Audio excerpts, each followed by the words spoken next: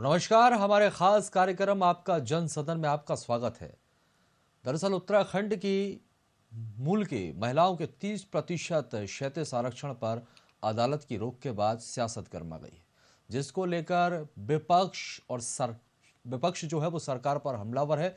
और यही वजह है जो कांग्रेस ने सरकार पर अदालत में कमजोर पैरवी करने के आरोप लगाए। नमस्कार, मैं हूं राजेश सोनी और आज के जनसदन में हम इसी पर चर्चा करेंगे। आपको बता दें कि जिस तरह से आधी आबादी को साधने की सियासी दलों की कोशिश होती है और इसको लेकर अब उत्तर प्रदेश की सियासत गर्मा गई है।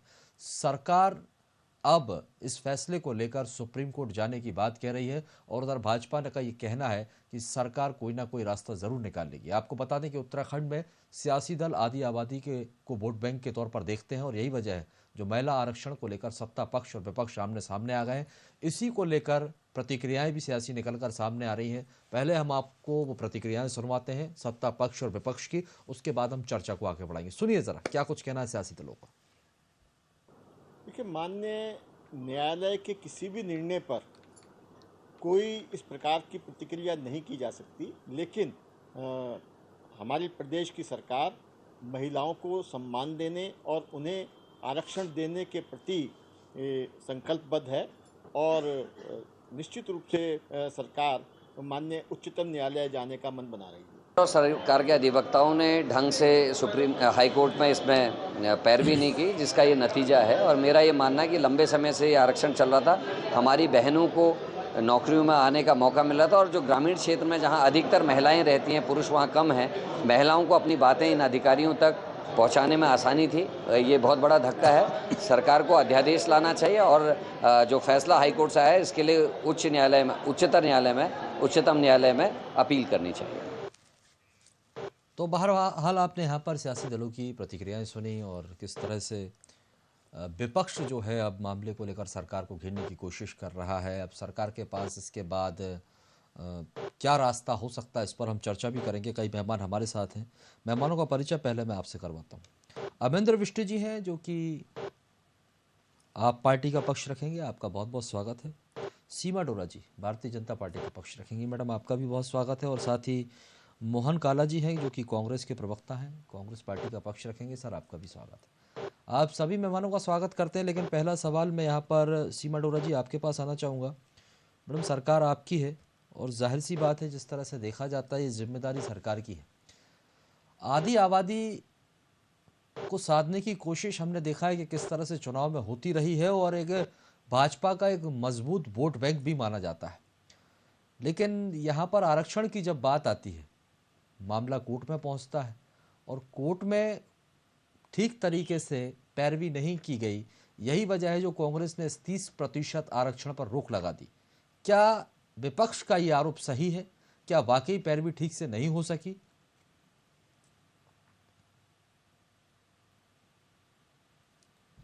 सीमा जी आप तक आवाज पहुंच रही है मैडम?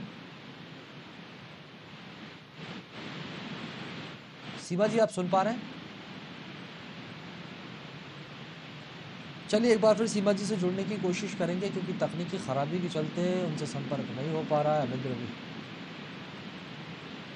अमिंदर विष्ट जी हमारे साथ बने हुए। अमिंदर जी आपको ऐसा क्यों लगता है कि सरकार की तरफ से ठीक से पैरवी नहीं की गई है, जिसकी वजह से यहाँ पर अदालत को महिलाओं के 30% आरक्षण पर रोक लगानी पड़ी? क्या खामियां नजर आती हैं आपको? देखिए राजेश भाई, सबसे पहले तो जो खामियां हैं उन पर मैं बाद में आऊंगा। नहीं मैडम, मैं अब आपके पास लौटूंगा। अब मैं जरा आपकी आवाज नहीं आ पा रही थी आपकी मुझ तक। ठीक है, एक बार फिर लौट कर आता हूँ मैं आपके पास। अमेंद्र विष्ट जी से मैंने सवाल किया जी।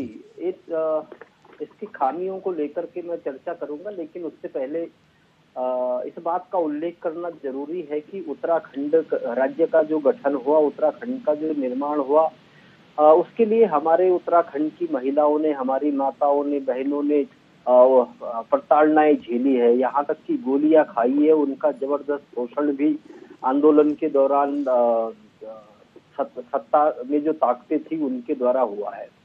तो ये राज्य बना और इस राज्य में ये सोचा गया कि इस राज्य की महिलाओं को कुछ लाभ मिलना चाहिए और सरकारी नौकरियों में क्षैतिज आरक्षण की व्यवस्था की। लेकिन ये केवल राजनीतिक शिगुफा बनकर रह गया राजेश भाई। अगर इसमें सरकारों, ये जो दोनों ही सरकारें रही, चाहे कांग्रेस की सरकार रही हो या जनता पार्टी की सरकार रही, वो इन दोनों की मंशा साफ नहीं थी। वो ईमानदारी से इस बात को चाहते नहीं है कि हमारी महिलाओं को, माताओं को, बहनों को रोजगार में आरक्षण मिला, क्योंकि अगर ऐसा चाहते तो इसको लेकर के वो एक मजबूत कानून बनाते, अपने विधानसभा माफ से कीजिए। उसको पास करवाते और कानून बनवा करके इसको लागू करते, और आज जो दिक्कतें आ रही है दिक्कतें नहीं हो रही। लेकिन इन्होंने क्या किया कि महिला उनके आरक्षण को लेकर के, ये जो क्षैतिज आरक्षण को लेकर के 2 शासनादेश आज तक जारी किए, जिसमें पहला शासनादेश 18 जुलाई 2001 को किया और दूसरा 24 जुलाई 2006 को जारी किया, और उन्हीं के आधार पर ये व्यवस्था आगे चल रही है। और फिर उसके बाद जिस मामले में अब एक महिला पवित्रा चौहान जो है हाई कोर्ट में गई और उन्होंने इस पर याचिका दायर की, तो याचिका में आसानी से वो इसलिए जीत गई क्योंकि 2 कारण रहे। एक तो उत्तराखंड की सरकार ने इसमें विधानसभा में इसको लेकर के कोई कानून नहीं बनाया था, और दूसरा इसके पीछे ये कारण रहा कि उत्तराखंड सरकार की मंशा बहुत ईमानदार नहीं है, इसलिए उनके जितने भी अधिवक्ता हैं, तो आप जानते हैं जब सत्ता में बैठे लोग ही इसको लेकर के ईमानदार नहीं है, उनकी मंशा ईमानदार नहीं है, तो जाहिर सी बात है कि इसको के लिए पैरवी करने को लेकर के इन्होंने जिन लोगों को रखा हुआ है वो भी उसी तरीके से काम कर रहे हैं, बहुत लापरवाही के साथ आपने बीजेपी की सरकार है इसलिए आरोप लगा दिया अमरिंदर मिश्र जी, लेकिन महिला हितैषी होने के हर राजनीतिक दल हैं वो दावे करते हैं। जहां नहीं, मैं राजेश भाई, मैं सिर्फ जहां आपसे यही आपकी पूछना सरकारें चाहता हैं वहां आप लोगों ने क्या किया है महिलाओं को लेकर? मैं तो अगर तो आपकी पार्टी की ही बात कर लूं तो कितने प्रतिशत महिलाओं को आप लोगों ने प्रतिनिधित्व दिया है अभी तक?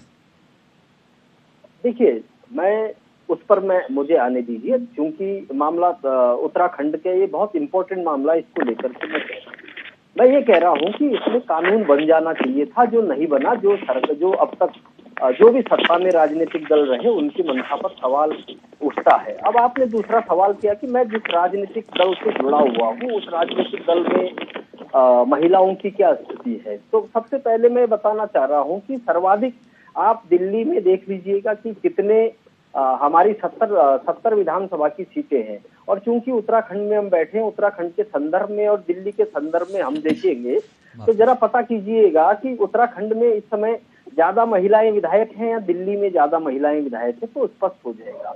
दूसरी बात, महिलाओं को लेकर के हमारी जो सरकार है दिल्ली में या पंजाब में जो काम कर रही है, तो महिलाओं को लेकर के कितनी उनके हित में नीतियां बना रही हैं। आप भी जानते हैं कि दिल्ली में महिलाओं को लेकर के जिस तरीके की नीतियां आम आदमी पार्टी की सरकार ने बनाई है, चाहे बसों में उनके पढ़ने वाले बच्चे हों, पढ़ने वाली बच्चियां हों, चाहे कामकाजी महिलाएं हों, उनको लेकर के किस तरह से दिल्ली में उनके आने जाने की व्यवस्था उनके एक भाई अरविंद केजरीवाल ने की, उनके एक बेटे ने की। इसके अलावा दिल्ली में उनकी पढ़ाई की जो व्यवस्था है, महिला सशक्तिकरण को लेकर के जितना अरविंद केजरीवाल जी कर रहे हैं, राजेश भाई आप ईमानदारी से बताइए कि क्या अन्य राज्यों में इस तरीके की बात हो रही है? और अगर हो रही होती तो हम आज महिलाओं के क्षैतिज आरक्षण पर रो नहीं रहे होते। आज पवित्रा चौहान ने जो कोर्ट में जो याचिका की है, आज हम उस पर हार नहीं रहे होते, आज हमारी सरकार को जवाब नहीं देना पड़ रहा होता,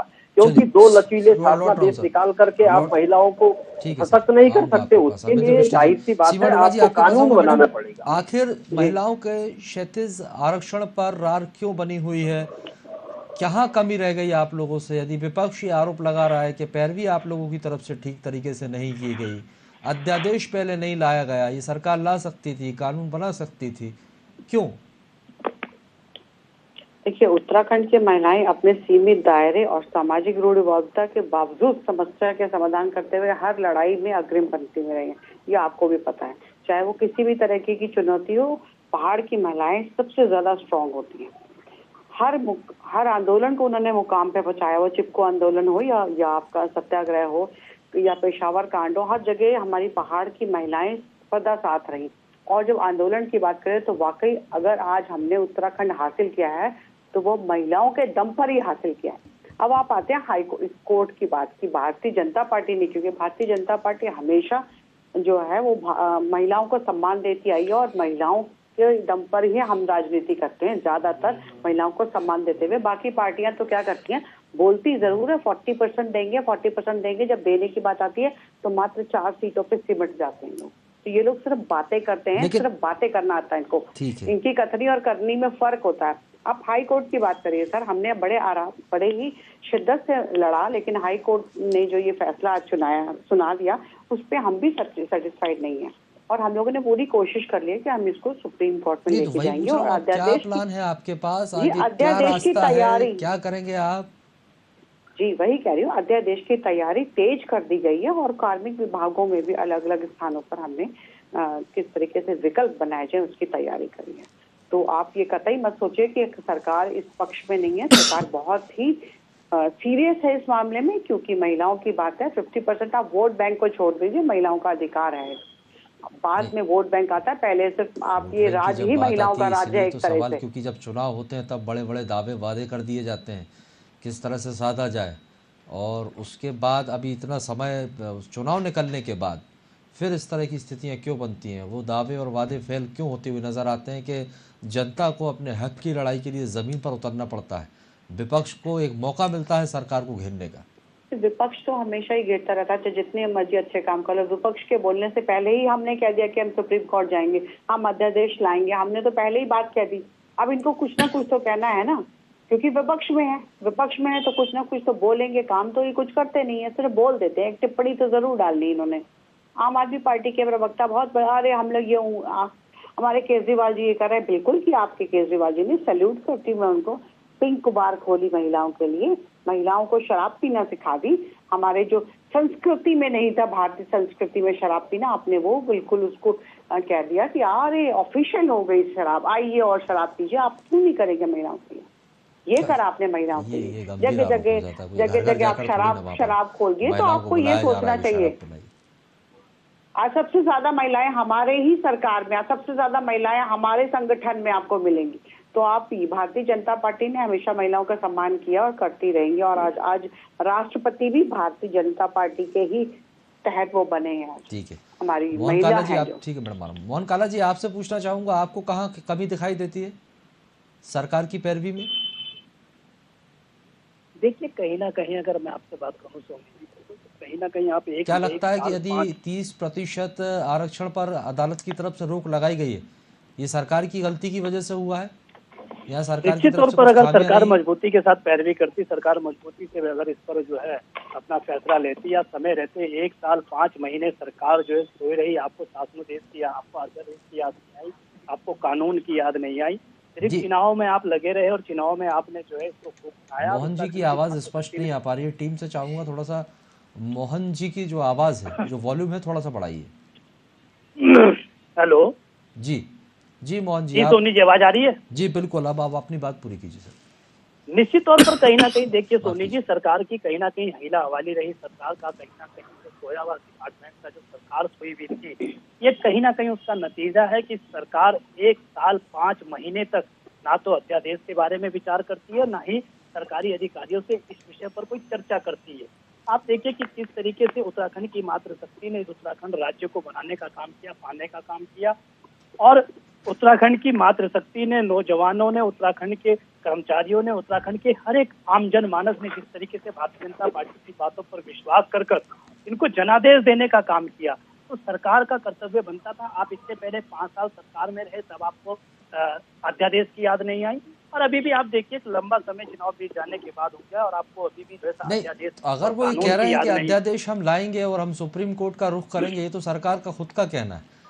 अब इस पर सरकार का कहना, सरकार का कहना तब है ना जब आपको हाई कोर्ट से, जब आपको हाई कोर्ट से जो है निर्णय आ गया, जब हाई कोर्ट ने उस पर रोक लगाती, जब सरकार जाग रही है। अब आप देखिए अभी हाल ही में यदि चाहती तो हाई कोर्ट से ही फैसला हो सकता था। यही मैं भी कह रहा हूँ कि अगर सरकार चाहती और सरकार अगर जागरूक होती, या सरकार महिलाओं के प्रति कहीं ना कहीं अपने आप को समर्पित करती, तो सरकार ये हाई कोर्ट में मजबूती से लड़ती और मजबूती से पैरवी करती। और उससे पहले सरकार, क्योंकि आपको किसी का कोई यहाँ पर किसी भी आपके साथ गठबंधन में कोई नहीं है, आपको उत्तराखंड की मातृशक्ति ने, उत्तराखंड के नौजवानों ने, उत्तराखंड के आम जनमानस ने आपको पूर्ण बहुमत की सरकार दी हुई है। और पूर्ण बहुमत की सरकार होते हुए भी अगर आप इस तरीके से हिला हवाली करते रहें और आप महिलाओं के अधिकारों पर इस तरह से कुठाराघात कराएं, तो मैं समझता हूं कि कहीं ना कहीं ये सरकार की अपनी जो एक उनकी नीति है, सरकार की जो सोच है महिलाओं के प्रति, और भारतीय जनता पार्टी की अभी जो हमारे जो प्रवक्ता हैं, जो सीमा डोरा जी, वो भी बता रही थी, भारतीय जनता पार्टी महिलाओं का कितना सम्मान करती है तो आए दिन दिखाई देता है।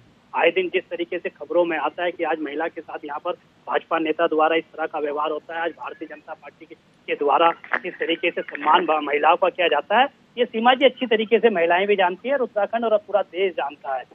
पर हाँ, कहीं ना कहीं मैं आपसे सोनी जी कहना चाहता हूँ कि अगर 1 साल 5 महीने सरकार अगर सोई ना होती तो शायद आज क्षेत्रीय आरक्षण पर इस तरीके से कुठाराघात ना होता। आज से एक कहती है कि 8,000 से ज्यादा जो लोग इस समय जो है इससे प्रभावित हुए हैं। मोहन अगर मैं काला जी, आपसे आरोप अगर लगाना मैं आसान हो आपसे जाता सिर्फ है, लेकिन सर एक सवाल ये मैं भी तो आपसे होता है कि सोनी जी जब कांग्रेस की सोनी सरकार जी हुआ उसी करती उत्तराखंड थी, के अंदर इसी उत्तराखंड के अंदर उत्तराखंड के नहीं सर, जब राज्य कांग्रेस की आंदोलनकारियों सरकार को हुआ करती थी तब क्या किया था महिलाओं के लिए आप लोगों ने?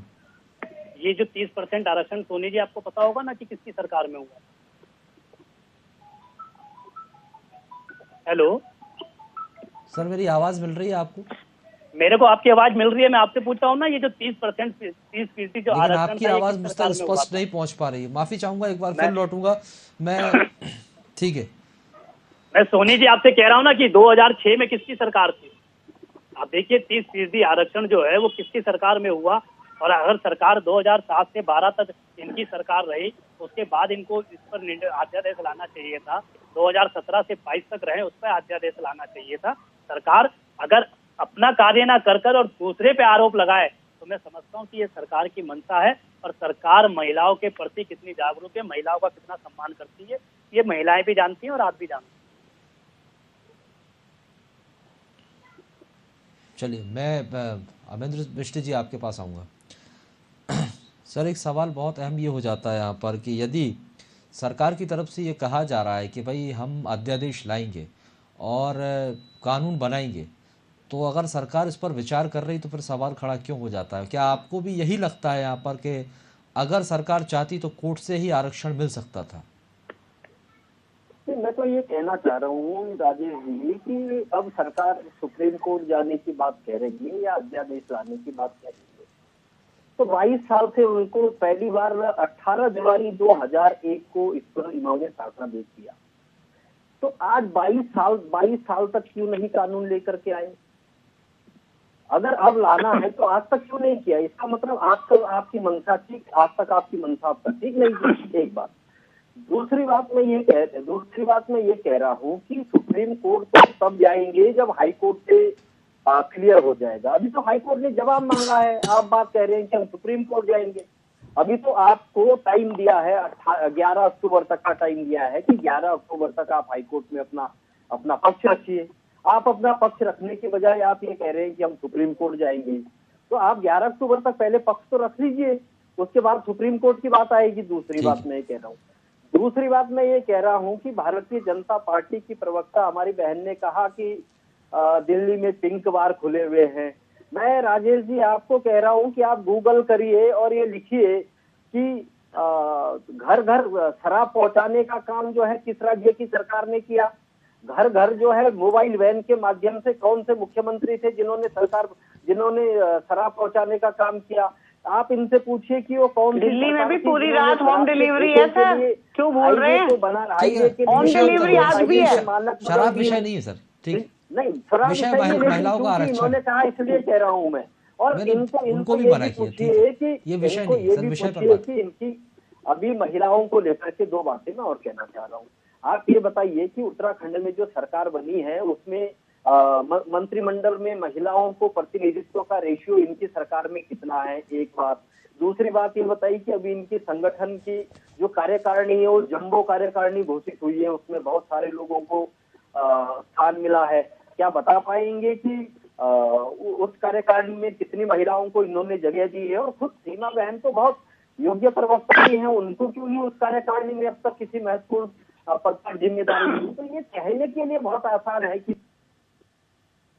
सम्मान करती है, लेकिन सिर्फ उस रूप में करती है कि महिलाएं इनके यहाँ जो है नारे लगाए, इनके यहाँ इनकी पार्टी के पोस्टर पर्चे बांटे, पोस्टर चिपकाए, उतना सम्मान है इनके यहाँ। बाकी तो आप चौराहों पर देख ही रहे हैं कि इनकी पार्टी के नेता कैसे कॉलोनियों में घुस करके कैसे सड़कों पर जो है महिलाओं का सम्मान करते हैं, कैसे क्यों उनको जो है महिला सम्मान के लिए पुरस्कृत होने की बजाय जेल जाना पड़ रहा है, ये बहुत सारे सवाल हैं।